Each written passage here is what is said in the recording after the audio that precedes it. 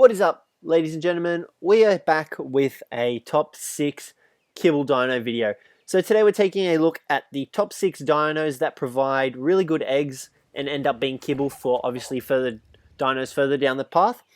So we're going to kick this list off with number 1, the Dillo. Now these are in no particular order, these are just top 6 general dinos that I did look into quite a bit and, came to the general consensus that these guys are the best dinos to tame up for kibble.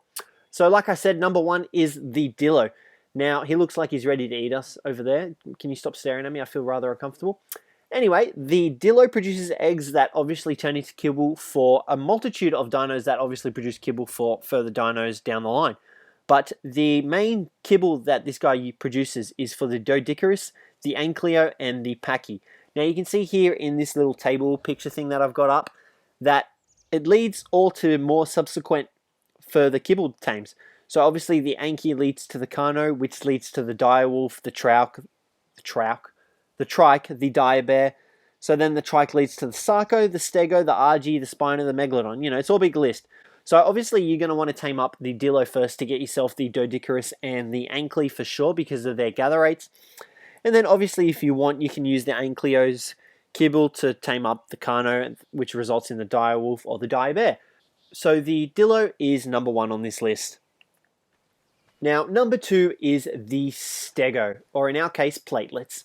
So platelets here we used to get kibble for an Argy, which we used to tame. And it doesn't have to be a high level Stego, it can be low level. They're relatively easy to tame along with the Dillos. You can see them all the way over there. So they're relatively easy to tame, which is why you're going to want to use these guys to obviously get kibble to get the eggs.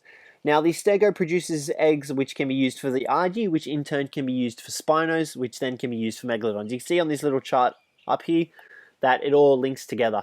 So, number 2 is the Stego, which is why, it's a relatively easy tame to get. Low-level Stego tames are easy. Knock it out, feed it berries, that's it. Now, number 3 is the Pomio-Scorpius, or the Scorpion as some people like to call him. Now, this guy is pretty much pivotal for 2 main tames, your Beelzebufo and your Rex. You can see on this chart here where it leads to, so the Scorpion is really responsible for Rex and Beelzebufo tames, and you're going to obviously want to get a Rex. Now, once you get the Rex, that leads obviously into Plesiosaur and Quetzalkibble, which are more invaluable dinos that result in even more kibble being made up. And you'll see later on in the video that the Quetzal is also another dino for this list. So the Scorpion, once again, is relatively easy to tame. Few trank arrows into the head, especially low-level ones, and you're set. Get a single male and say 6 females, and you'll have made boosted females to produce tons of eggs. Now, the funny thing about this is that Scorpions aren't supposed to produce eggs, which is kind of funny. But anyway, we're going to leave that aside for now, and we're going to keep going on with the list. So number 4 is the Oviraptor. So with the introduction of the Megalosaurus and the Therizinosaurus as well as the Basilosaurus, this guy has become pretty useful for producing kibble for those dinos. Now, the Oviraptor produces kibble that leads straight to the Megalosaurus, not to get confused with the Megalosaurus, however you want to say it, the deer-looking guy. Now, the Megalosaurus obviously leads into kibble for the Therizinosaurus, which leads into the Basilosaurus. So these are once again really reliable tames, especially for PvP servers where you want to get yourself a Megalosaurus. They come in really handy for PvP, grabbing flyers as well as players in their mouth. And then obviously the Therizinosaurus for harvesting and even using for PvP. Now, as well as that, they're relatively easy to tame. You can use your other dinos that you have that produce eggs to tame these guys up. It's not too difficult. A single Giganotosaurus egg should tame a low-level one of these guys up depending on your rates.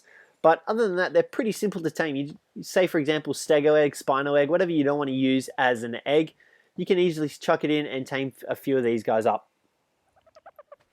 So number 5 is none other than the easiest tame in Ark, the Dodo.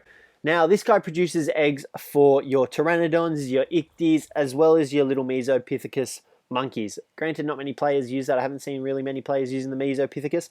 However, the Ichthys and the Pteranodon are easily some of the fastest dinos in the game, which makes taming a Dodo up really easy and simple to get the eggs. Now, as well as that, you literally cannot ask for an easier tame. A few punches and you'll knock it out. I'm sorry to have to do this to you, little Dodo. It's for the people. Okay, that's not your stats. So yeah, like I said, a few punches and you'll easily knock him out.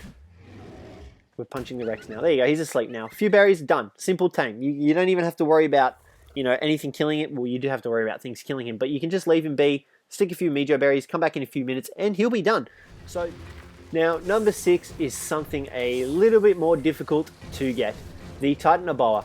Now, you can kind of see here, where's he going? We've lost him. So the Titanoboa is the swamp-dwelling gigantic snake, which is very dangerous, and you can't actually tame them at the moment. We're going to try and find another one around here. So they are rather difficult to get Titanoboa eggs. However, he does produce some of the best kibble in the game to tame up other dinos, and it doesn't look like there are any other Titanoboas around here in this part of the swamp, which is rather unfortunate. So the Titanoboa produces kibble for the Dunkel. So the Dunkelostis, the water-dwelling armored dino that has the huge jaw, as well as the Gigantopithecus and the Thylacoleo, which obviously are some of the best dinos in the game. Well, the Thylacoleo is probably one of the, I'm biased here and going to say one of the best dinos in the game. So you're definitely going to want to try and get a few, even if you can scrounge up only a few Titanoboa eggs. A few are better than nothing, but you know, you can see here, they're rather difficult to find in the swamp, and their eggs are even harder to locate, which makes it a bit of a challenge. You can try and set up a bit of a farming pen, but I haven't really seen one successfully work in a while, so you've got to watch out for that. But other than that, guys, that'll be it. Let me know what you guys thought of the list. Let me know what you guys think the easier kibble dinos are. But other than that, guys, thanks very much for watching, and I'll catch you in the next one.